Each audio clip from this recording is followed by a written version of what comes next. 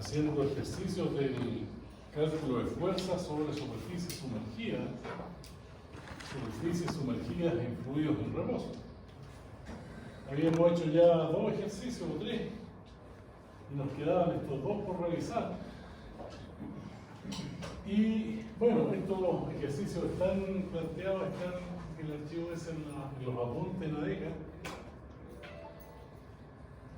No sé si lo habrán revisado. ¿Echaron un vistazo? Bueno, el primero de ellos es una superficie plana, ¿cierto? Que está inclinada a 45 grados y hay una barra que está ubicada aquí. Bueno, aquí también hay 45, si ahí hay 90, 45 y 45 para que la suma interior de los ángulos, ¿cierto? Son 180. Así que ese tiene que ser 45 también. Por lo tanto, ahí esta barra está perpendicular a la superficie que está aguantando el agua que está acá. Y está ubicada en una posición tal como dice ahí, está fija a 2 metros. 2 metros medido verticalmente. Y aquí el agua de alguna manera podrá subir y en la medida que el kilo suba 8 toneladas, si aumenta Z sobre un cierto valor, bueno, que aquí de acuerdo a lo que dice el resultado 1,84, ese sería el máximo valor porque 1 centímetro más ya esta barra colapsaría. Entonces, esa es la situación, determinar el valor de Z, calcularlo, de tal manera que la fuerza sobre la barra no sobrepase las 8 toneladas. Y el ancho de la compuerta aquí lo mantenemos en 1,2 metros. La compuerta es rectangular y es el nivel del agua arriba el que queremos calcular. Obviamente, mientras mayor sea el Z, mayor va a ser la altura de la compuerta. La restricción está por cuánto aguanta la barra. Entonces, nosotros lo que veíamos es que siempre hacíamos un diagrama de cuerpo libre finalmente de la barra. Esta barra que está inclinada a 45 grados, está articulada aquí en A.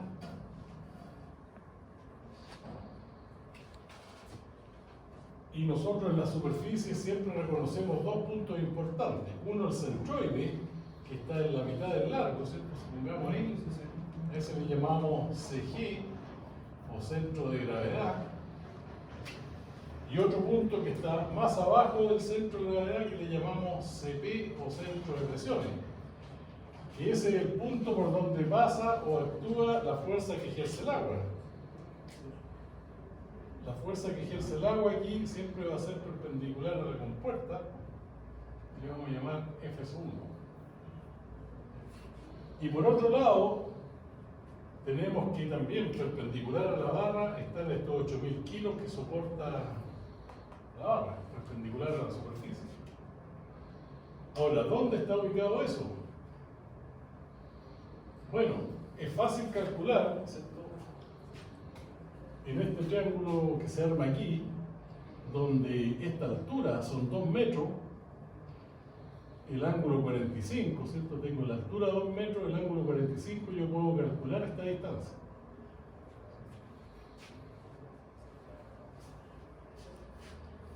Sería esta situación, ahí son 2 metros, estos son 45.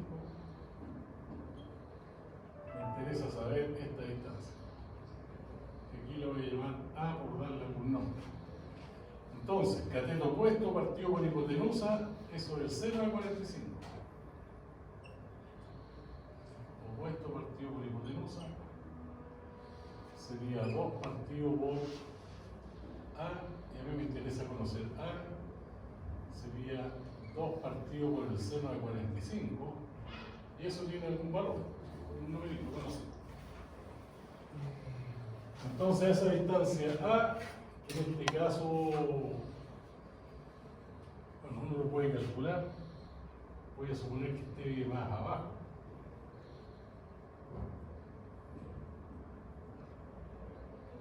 Perpendicular a la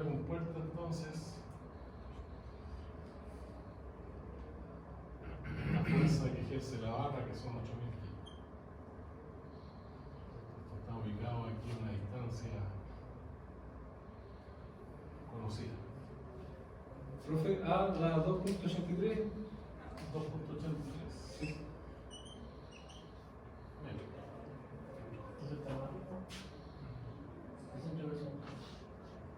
Claro. Lo que yo no sé es dónde está ubicado la fuerza esta. Por eso aquí voy a suponer que este se debe a 2.83.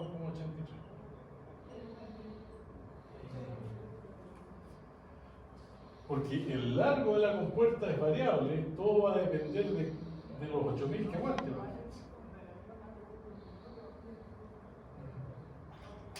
Profe, disculpe, ahí yo me pierdo un poco. Yo sé que la fuerza uno la va a ubicar, pero el centro de presión, si mal no recuerdo, dijo que siempre estaba al medio, ¿cierto? No, el centroide. El centroide, ¿no? El centroide. Y el centro de presión siempre está más abajo. Siempre está más abajo. Sí. Porque en el fondo esta fuerza que ejerce el agua es igual al peso del volumen de fluido que está sobre ella. Claro. Y como hay más fluido hacia la izquierda, se corre la fuerza, no está en el centroide, está un poco más abajo. Ya. Gracias. Bueno, está claro el problema.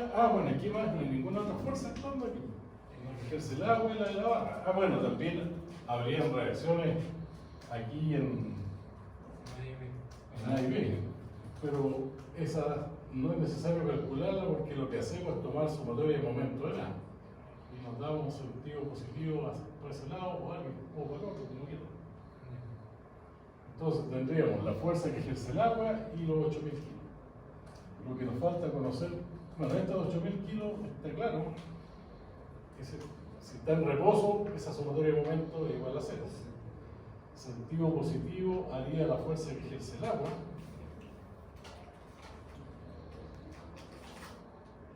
Y tendríamos que entonces la fuerza que ejerce el agua por la distancia.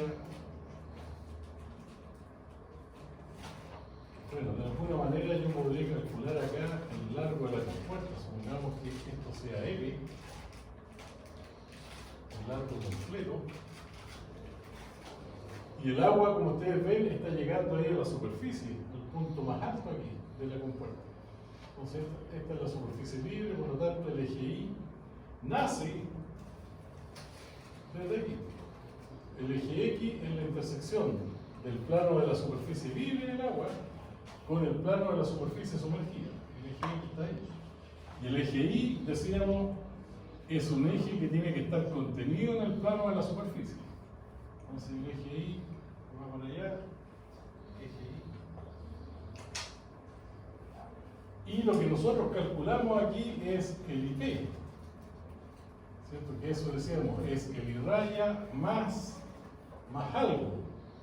Ese algo era el momento de inercia centroidal partido por I raya A. I raya es la distancia del eje Y al centroide. Bueno, y primero hay que calcular F1 también. F1. Bueno, esto yo lo tengo también, le tomé foto a las resoluciones, ¿cierto? Se las subí.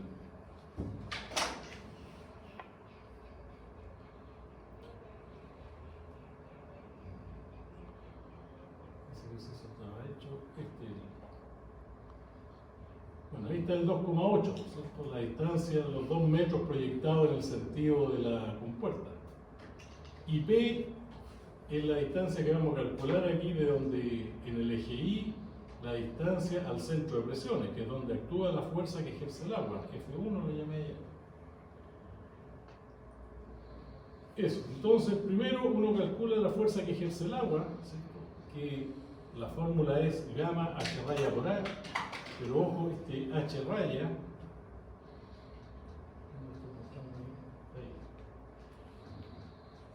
ese H raya es la profundidad al centroide, se tiene que medir desde superficie libre. se tiene que medir desde la superficie libre. Entonces, bueno, nosotros sabíamos que aquí esto valía 2 metros, de ahí hasta ahí, y de ahí para arriba el valor era Z. Estos son 2 metros. Entonces, la profundidad al centroide, siempre habíamos dicho nosotros que era esta altura, la mitad de esta altura, porque el centroide está en la mitad y porque está a 45 grados. Entonces sería Z más 2, la altura completa, Z más 2 medios. Esa sería la ubicación del centroide, ¿cierto? La profundidad al centroide, esta distancia. Este es el H raya medido desde superficie libre. Z más 2, la mitad. Y ahí está. Bueno, un medio es lo mismo que 0,5 Z más 2.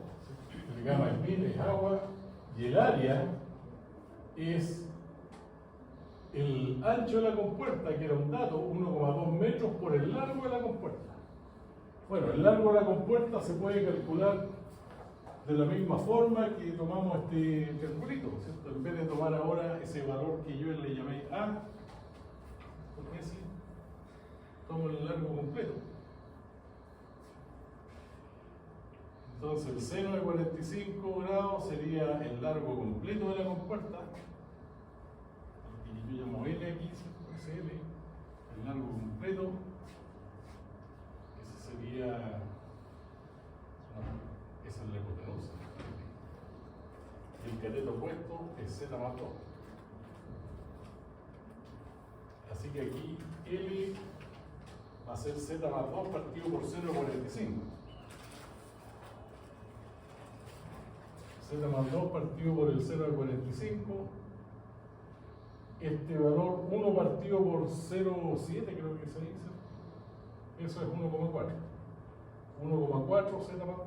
Todo es expresado linealmente. Entonces tengo el largo de la compuerta. El área de la compuerta entonces va a ser el ancho por el largo. 1,2 por L. Fijé ese valor. Y lo dejo en función de Z más 2. Aquí algo que facilita el cálculo es dejar todo expresado en función de Z más 2, porque también uno podría dejarlo desarrollar esto, ¿cierto? Y dejarlo en función de Z, no tomar como variable Z más 2, ¿cierto? Y uno podría decir que esto es 0,5 Z y 0,5 por 2, ¿cuánto es? 1. 0,5 Z más 1. Y así dejar todo en función de Z, pero es mejor, sale mejor dejarlo en función de Z más 2. Hago el alcance porque este mismo ejercicio se puede plantear de la siguiente forma. En vez de medir Z hacia arriba, uno podría decir que los 2 metros estos están aquí. 2 metros y Z se mide hacia allá, en el sentido de la compuerta.